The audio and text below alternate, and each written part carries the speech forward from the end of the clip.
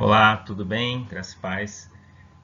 Bom, resolvi hoje aqui aparecer, né? Vai ficar minha telinha aqui aparecendo aqui para vocês, para a gente poder ter um contato melhor, né? Saber, olha, estou aqui mesmo, tá? Falando aqui com vocês. Eu queria só, antes de começar aqui o estudo, dizer que todos esses vídeos que estão sendo produzidos, ele tem o objetivo assim de atender todas as pessoas que têm um nível de conhecimento da Bíblia maior e menor, né? Aqueles que já têm um nível maior de conhecimento poderão de repente rever algumas coisas, ver pontos de vista diferentes e também voltar de repente a algum texto que já leu há muito tempo e que de repente faz muito tempo que não reflete sobre aquilo, tá? E também acrescentar nos estudos, né? O interessante é que aquele que tem mais conhecimento, né, ou supõe que tem mais conhecimento, trazer uma contribuição nos argumentos, em algum texto, complementar, questionar também, tá? Então, e aqueles que de repente não têm um conhecimento maior, não têm assim uma intimidade tanto quanto a palavra, ou é um novo convertido, a ideia é que faça perguntas, tire dúvidas, não se acanhe em nenhum momento assim de repente falar, olha, não entendi, não compreendi, então fique à vontade, tá bom? Vamos lá. Então, dando sequência aqui no estudo, lembrando que nós estamos vendo aqui, essa é a terceira parte do estudo sobre o fruto do Espírito Santo, que está em Gálatas 5, 22, 25. Esse é o texto base, mas nós estamos aqui estudando toda a carta aos Gálatas. E nessa parte 3 nós vamos ver sobre o falso evangelho, tá? Então, para falar do falso evangelho, eu tenho que entender então que existe um verdadeiro evangelho. Então vamos lá, durante todo esse estudo nós vamos ver. Primeiro, o papel dos judaizantes, quem eram eles, e se existe ainda a semelhança desses judaizantes nos dias de hoje, os conhecidos hoje aí denominados novos judaizantes também, vamos falar sobre isso. O episódio da repreensão de Pedro, o que elas têm para nos ensinar, a lei, o pecado e a justificação, que é a parte final e o grosso, né, do estudo aqui, que vai falar sobre a justificação pela lei ou pela fé, né? Como que é a relação entre a lei e o pecado e a justificação, tá? Então, iniciando aqui, primeiro, quem são os judaizantes, tá? Então, segundo essa definição, né, do dicionário bíblico online, diz que judaizantes são judeus cristãos que, no século I, ensinavam aos gentios cristãos que eles deviam seguir as práticas religiosas do judaísmo. Uma simples definição. E pode ir além. Esses judaizantes, na verdade, eles tinham como primícia convencer que a verdadeira forma de você seguir a Cristo, de você ter a salvação, era mantendo as práticas judaizantes. Por exemplo, a circuncisão, todos os ritos religiosos, todos os rituais que estavam ligados a festas religiosas, luas, práticas, por exemplo, como purificação da mão, tudo aquilo que estava ligado dentro da lei, né? E de uma série de segmentos e de ordenanças, né? De práticas religiosas que eles tinham dentro do judaísmo. E aí é que entra a grande questão, tá? Esses homens, eles tinham assim de uma forma muito persuasiva isso, porque aquelas pessoas, os gentios, eram pessoas que eles não vinham de uma prática religiosa, eles eram pagãos, né?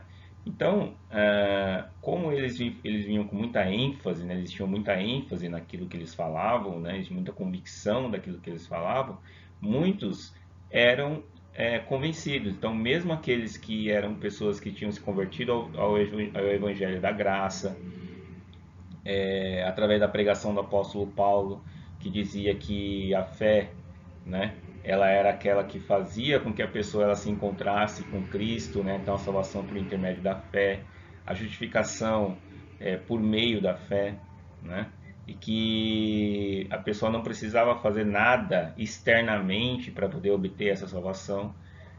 Mesmo assim, muitos deles eram convencidos e acabavam sendo levados por esses judaizantes.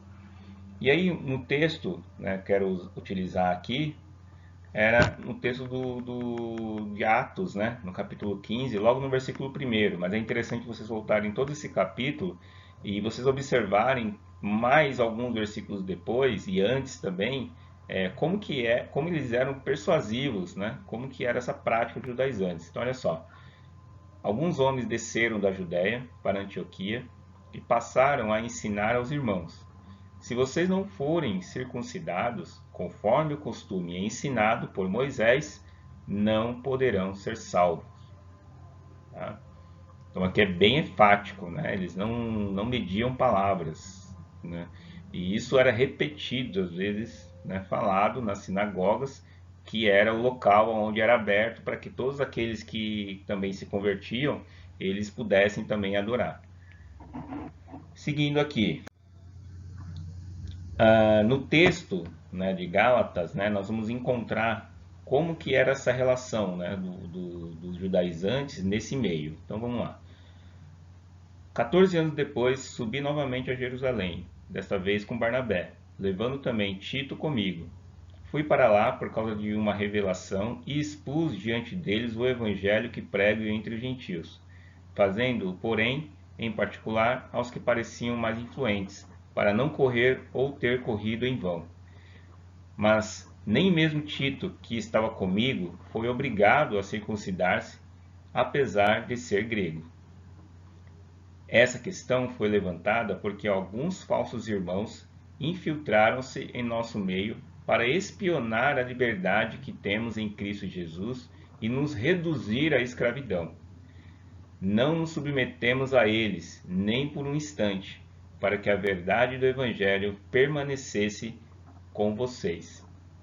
Então aqui o apóstolo Paulo ele estava dizendo assim que fazia muito tempo, né, muitos anos que ele não circundava aquela região da galáxia e que ele foi porque estava acontecendo essa pressão muito grande dos judaizantes em cima dos gentios. Então ele foi lá conversar, né, esses entendidos, né, foram lá influentes, né, foram conversar lá com os principais apóstolos, Pedro, Tiago, para que eles pudessem entrar num acordo diante dessa situação que estava tendo de um lado os judaizantes, né, colocando a lei, né, como primícia, fundamento para poder obter a salvação, e eles trazendo o evangelho da graça e o evangelho que liberta, né? Então aqui estava tendo uma pressão muito grande, inclusive em cima dos próprios apóstolos, né? Então o próprio Tito, né, foi também persuadido a isso. Depois a gente vai ver que Barnabé também, e alguns até conseguiram ser levados aí, né? Então aqui era, vamos dizer assim, um momento assim de muito delicado, né, que estava acontecendo aqui, porque o evangelho tinha sido espalhado, o evangelho pregado pelo apóstolo Paulo, e aqui eles estavam indo totalmente ao contrário, né? Estavam querendo voltar, querendo andar para trás, né? E isso era uma forma de escravidão. O apóstolo Paulo ele coloca que é uma forma de escravidão. E a gente vai ver depois aí com mais detalhe por quê, né? Que quando você acrescenta algo ao evangelho que não além de Cristo, isso é uma forma de escravidão, tá? Então você é um livre vivendo como escravo. Era isso que estava acontecendo. E aí ele se reuniu no concílio, né, com os demais apóstolos. Pedro também estava aí, né, no caso, para definir isso, né, para entrar num consenso diante dessa situação. Aqui nós temos uma prática que hoje em dia estamos chamando de os novos judaizantes. Infelizmente isso tem ocorrido com muita frequência em várias comunidades aí cristãs, né, ditas cristãs, trazendo esses elementos, trazendo práticas, trazendo toda esses aparatos externos, né, como chofar, né, eles estão utilizando aí a bandeira de Israel, a arca, né, então aí você tem aqueles adereços, né, tudo aquilo que era feito no Velho Testamento, estão sendo reproduzidos hoje dentro da igreja. E o pior, eles estão colocando isso como algo sagrado. Então, para aqueles menos entendidos, pessoas que às vezes querem algo momentâneo, né, rápido, quer um atalho, né, para chegar numa bênção ou coisa do tipo, ela vai lá, se submete, toca na arca, ora sobre a arca. Então, ou seja, são pessoas que estão retornando uma prática que já não há mais nenhum tipo de importância, né? Não há mais nenhuma relevância, né, nos dias de hoje, né? E isso tem cada vez mais atraído pessoas para esse meio, para essas práticas, principalmente porque ela está interligada a um interesse pessoal, individual, egoísta, né, do ser humano, que é obter a bênção individual, né, a prosperidade pessoal. Na maioria das vezes está ligada a isso, né? Então nem sempre e na maioria das mensagens que são pregadas quando utilizam esses elementos, ele está relacionado à salvação, né? Mas está relacionado em agradar a Deus, em receber a bênção de Deus, em chegar próximo de Deus, né? Aí nós chegamos aqui à repreensão a Pedro. É muito interessante esse episódio, né? É um momento tenso que acontece ali na igreja, né? Ali no concílio em Jerusalém. Então, olha só. Quando, porém, Pedro veio a Antioquia, enfeitei-o face a face por sua atitude condenável. Pois, antes de chegarem alguns da parte de Tiago, ele comia com os gentios. Quando, porém, eles chegaram, afastou-se e separou-se dos gentios, temendo os que eram da circuncisão. Os demais judeus também se uniram a ele nessa hipocrisia, de modo que até Barnabé se deixou levar. Quando vi que não estavam andando de acordo com a verdade do Evangelho, declarei a Pedro, diante de todos: Você é judeu, mas vive como gentil, e não como judeu. Portanto, como pode obrigar gentios a viverem como judeus? Então aqui foi um enfrentamento, um confronto, né, que teve aqui do apóstolo Paulo diante de uma atitude de Pedro, que era uma atitude, como ele me colocou, que é uma atitude condenável, né? Que atitude condenável é essa? Da hipocrisia. Então, como é que pode alguém que está ali crendo, né, que está vivendo assim de uma forma livre, vivendo o evangelho da libertação, né, onde as pessoas agora não precisam ficar presas a práticas, mas simplesmente só a Cristo. Cristo, ele é o centro de tudo, tal, ele crê nisso. No entanto, na sua prática, né, a sua teoria está sendo assertiva, mas a sua prática é outra, totalmente o inverso. Então, no momento em que os judeus se aproximaram, ele estava ali na mesa dos gentios, ele simplesmente afastou para não desagradar aqueles judaizantes. Isso foi suficiente para que o apóstolo Paulo, principalmente, ele não chegou para os judaizantes. É interessante que ele não chegou, não fala que ele chegou para todos, não, ele chegou direto para Pedro, né? Porque ele sabia quem Pedro era. Ele sabia a origem de Pedro, ele sabia a trajetória que Pedro seguia. Então, ou seja, é uma atitude, ao meu ver, tá, de amor, e uma atitude onde ele usou não simplesmente a autoridade dele, mas a autoridade dada por ele pelo Espírito Santo. Então, a autoridade de Cristo para poder resolver e para poder chamar a atenção aqui de Pedro perante todos, né? E aí ele fez questão de ir na frente de todo mundo ali, porque era uma coisa que poderia disseminar. Então, para que isso não se espalhasse, né, para mostrar assim, ó, realmente o pecado é pecado, o erro é o erro, né? E aí eu quero nesse ponto aqui, né, desse texto ainda,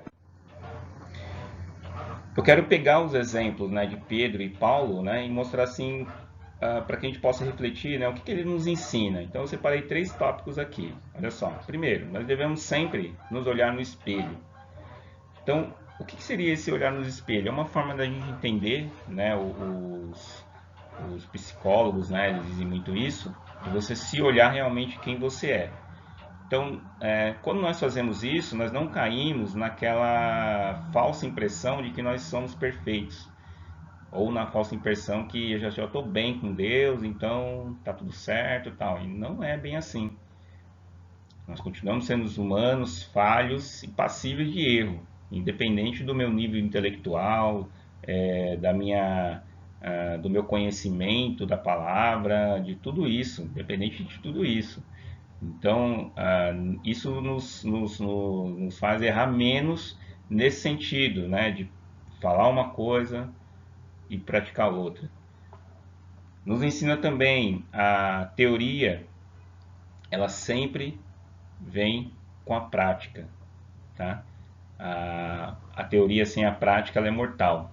A teoria sem prática ela separa, ela discrimina. A teoria sem prática ela é discriminatória, ela faz acepção de pessoas, tá? Que foi o que aconteceu, né?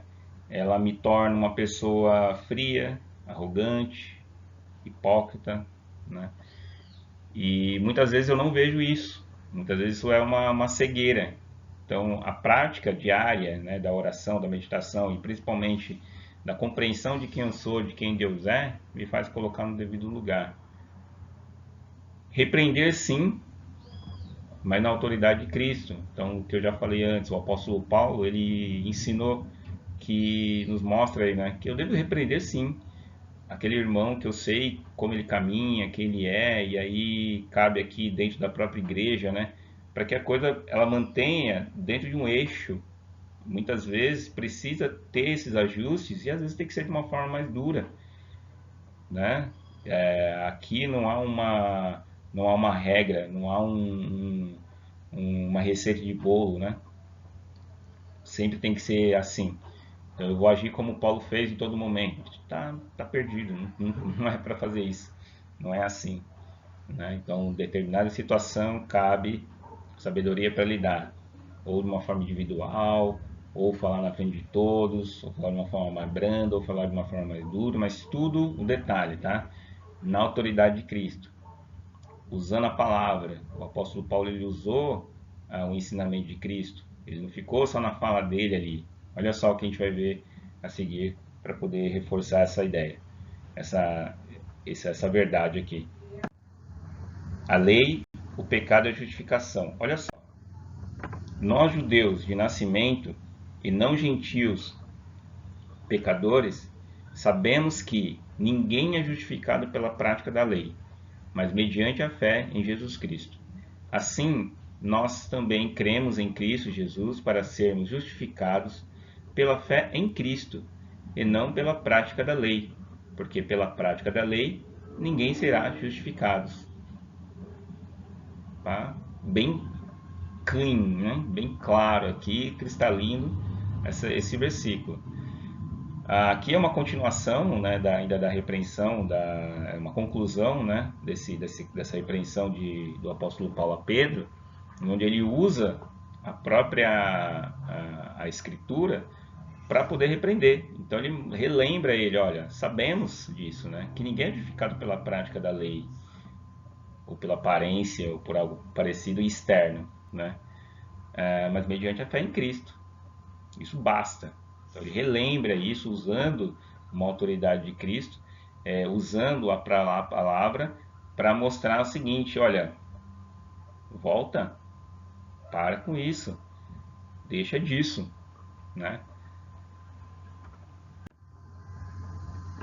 Aqui eu coloquei uma observação, tá? Ainda falando sobre a questão da lei, né, do pecado, da justificação. Primeiro, olha só, a lei é boa e perfeita, mas nós somos maus e imperfeitos. Isso aqui eu fiz aqui uma citação, né? Eu escrevi isso daqui, mas mediante ao estudo do próprio Hernandes Dias Lopes, e eu em concordância com isso também, e de acordo também com o que está na escritura, ela nos esclarece alguns pontos, principalmente onde está em Romanos 7. Romanos 7 é maravilhoso, mas é extremamente complexo. Então, vamos dizer assim, puxando, vamos dizer assim, uma síntese, né, daquilo que está em Romanos 7, que a lei ela é perfeita. A lei ela me mostra aquilo que eu preciso saber do que é pecado, diferenciar o que é certo e o que é errado. No entanto, eu não sou capaz de cumprir essa lei, tá? Olha só o que diz em Romanos 7, 12 e 14. De fato, a lei é santa e o mandamento é santo, justo e bom. E então, o que é bom se tornou em morte para mim? De maneira nenhuma. Mas para que o pecado se mostrasse como pecado, ele produziu morte em mim, por meio do que era bom, de modo que por meio do mandamento ele se mostrasse extremamente pecaminoso. Sabemos que a lei é espiritual, eu, contudo, não sou, pois fui vendido como escravo ao pecado. Então aqui ele volta a dizer, né?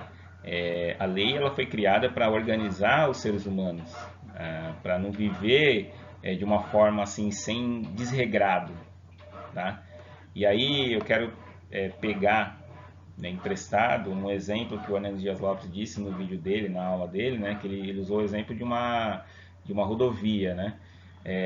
De uma estrada, que a Marginal Tietê ela já foi mudada várias vezes a sua velocidade máxima, né, permitida, que antes era 60, depois voltou para 90, né? Então, quando foi mudada essa lei de trânsito, né, aqui deixou de existir, acabou. Então, quando era 60, eu tinha que andar 60. Quando mudou para 90, aquela de 60 acabou, agora eu tenho que andar 90, né? Só que se não existisse nenhuma placa indicando, eu posso andar em qualquer velocidade, porque não tem regra, não tem uma placa me indicando que velocidade que eu devo andar. Então, imagina as pessoas assim, vivendo sem uma direção, sem uma regra, onde cada um faz o que bem quiser. Nada é errado. Nada é certo e tudo é certo e nada é errado, na verdade, né? Cada um cria a sua própria regra e aí você imagina o caos que isso vira. Então a lei ela veio para poder organizar, para as pessoas entenderem o que é certo, o que é errado. E aí a partir do momento em que eu sei o que é certo e o que é errado, eu também sei o que é pecado. Então ela me dá um entendimento do pecado, ela me mostra o quanto eu sou pecador e me mostra o que está reservado para mim, que é a morte. Ela me esclarece, ela me faz ver o quanto eu sou frágil e quanto eu não posso mais viver assim. Só que ela para por aí. Ela não é capaz de, através todas as suas regras, de todos os seus mandamentos, todos os seus preceitos, me mostrar, olha só, se você cumprir tudo isso, você tem a salvação. Por quê? Porque tem um limite que se chama eu. Eu mesmo sou o limite. Eu sou limitado. Eu sou tão limitado que eu não consigo cumprir todas essas regras. Em algum momento eu vou cair. Em algum momento eu vou descumprir. Então, ou seja, ela me serve, ela é boa para me fazer refletir, para me fazer entender e compreender e ver, né, que existe o pecado e que eu sou pecador, mas não passa além disso. Não por causa dela mesma, porque ela é perfeita, ela é exatamente perfeita, ela é uma régua, né? Vamos colocar a lei como uma régua com vários tracinhos, em que eu vou chegando até um tal, tal, tal. Só que quando eu chego no meio, eu começo a fraquejar nessa régua e aí eu começo a cair de novo, né? Me fez lembrar também, no caso do interior, né? Muito tempo aí existia aquele pau de sebo. E o que é o pau de sebo? O pau de sebo você tem que chegar lá em cima, você ganhar um brinde que está lá em cima. E aí a pessoa vai lá no pau de sebo, né? Vai, sobe, sobe, sobe. De repente ela cansa, aí escorrega. Aí tem que começar tudo de novo. Então a lei é isso, né? Ela é perfeita, com todas as suas regras muito bem estabelecidas. Só que eu, na minha fraqueza, eu consigo muitas vezes me empolgar, achando que eu estou indo muito bem, só que chega um momento que ela vai ficando tão assim, de tão ser perfeita, e eu sendo tão imperfeito, que eu vejo assim, nossa, eu não consigo. E se eu tento obter a salvação, chegar lá no topo, através dela eu vou me cansar. E aí sabe o que eu vou fazer? eu vou desistir. Eu vou falar assim, não consigo. Ela é perfeita demais. Ela está num nível muito além da minha limitação. Então eu desisto. E aí o que acontece? Eu caio, eu desisto, eu me rendo ao mundão, eu me rendo ao pecado. Então, ou seja, a lei é boa, me mostra o que eu tenho que fazer, só que eu sou incapaz de cumprir. E aí é que vem a outra questão. E aí chegamos nesse ponto aqui. Olha só que interessante, né? As duas relações aí do texto de Gálatas e Romanos. Se porém procurando ser justificados em Cristo, descobrimos que nós mesmos somos pecadores, será Cristo então ministro do pecado? De modo algum. Se reconstruo o que destruí, prove que sou transgressor. Pois, por meio da lei, eu morri para a lei, a fim de viver para Deus. Aqui está dizendo o seguinte: se quando eu quero ser justificado por Cristo, né, eu descubro que eu sou pecador e eu quero que Cristo aceite esse meu pecado, não vai dar certo. Eu tenho que me libertar desse pecado, porque se eu reconstruir, né, aquilo que eu destruí, ou seja, o pecado na minha vida, né, se eu quero reconstruir aquilo ali, eu provo que eu sou um transgressor. Ou seja, eu provo que eu não quero mudar, eu não quero Cristo realmente, né? Eu quero viver na transgressão, né? Pois por meio da lei eu morri para a lei, a fim de viver para Deus. Então a lei me mostrou que eu sou transgressor, mostrou que eu sou pecador, para que eu possa não viver pela lei, mas viver para Cristo. Então, ela me mostra que eu sou pecador. A partir do momento que eu sou pecador, ela me aponta para Deus. Olha só, é uma seta, né? E aí, falando em seta, olha essa setinha aqui, ó. Miserável homem que sou, quem me libertará do corpo sujeito a esta morte? Então imagina aqui, ó, eu coloquei essa seta de propósito, tá? Que a lei, ela é uma seta. Ela me mostra, olha só, você rouba, você mata, você adultera, você não consegue ficar um dia sequer sem pecar. Tudo isso aqui, tá vendo? É impossível você cumprir isso simplesmente olhando a lei. Tá vendo tudo isso agora? Você viu como você é pecador? Vi. Agora olha para cá. A partir do momento que ele se olhou, aí tem a reflexão e a introspecção. Miserável homem que sou, quem me libertará do corpo sujeito a esta morte? Aqui o próprio apóstolo Paulo, não falando ele na terceira pessoa, né? Ele está falando dele mesmo, na primeira pessoa, eu, né? Miserável homem que sou, quem me libertará do corpo sujeito a esta morte? Graças a Deus por Jesus Cristo, nosso Senhor, de modo que, com a mente, eu próprio sou escravo da lei de Deus, mas com a carne, da lei do pecado. Então, ele está se colocando aqui como uma pessoa miserável, porque ela tem entendimento disso. E aí ela fala: e agora? Quem vai me libertar disso? Eu sou pecador, estou perdido. Né? Então ele dá a resposta também. Graças a Deus por Jesus Cristo, nosso Senhor. De modo que com a mente eu próprio sou escravo da lei de Deus.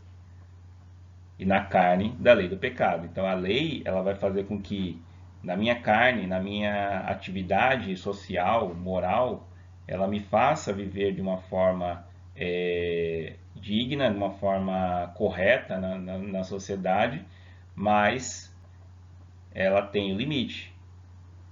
Ela não vai ser capaz de, através dessas práticas, né, morais, me levar a Deus. O que vai me levar a Deus é a minha consciência de quem Deus é e de quem eu sou. E de que Ele é quem me liberta, porque Ele já me libertou da escravidão. E eu preciso simplesmente me render a isso, como o próprio apóstolo Paulo aqui ele coloca. Aqui eu peguei uma frase de Martinho Lutero. Tá? E Martinho Lutero ele também reforçando essa ideia, né, da lei, do pecado, né, diz assim: misturar a lei e o evangelho não só nubla o conhecimento da graça, mas também corta Cristo completamente. Então, Martinho Lutero é bem enfático mesmo. Tá? Então, não há essa mistura. Né? Incluir alguma coisa é adultério. Está adulterando o verdadeiro evangelho. Né? Então, o acrescentar algo, tirar algo, você exclui Cristo. Não tem como. O falso evangelho, então, né, indo para a conclusão aqui, ele é o adultério.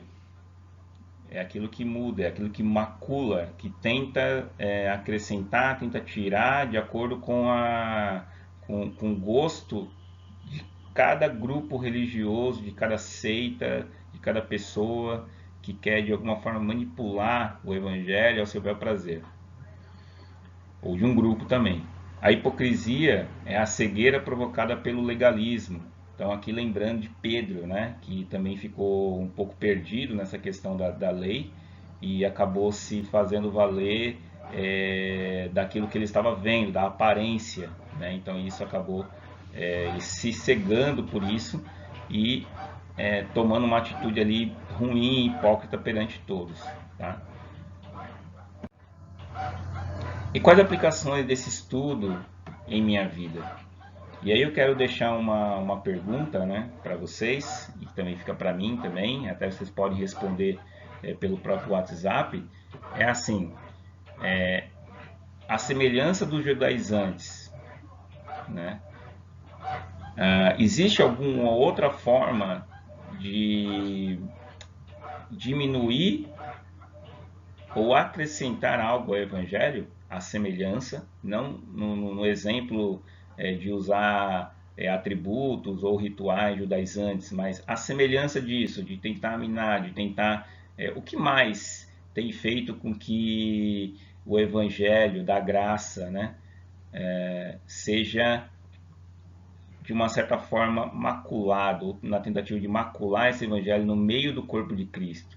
O que mais, né, que você vê, na sua opinião, você entende que seja algo também, que seja ruim, que precisa ser eliminado, extirpado do meio do corpo de Cristo? Essa pergunta que eu deixo para você. E aqui estão as referências. E, como sempre, ore, leia, pesquise, reflita, pratique. E até a próxima aula. Deus abençoe.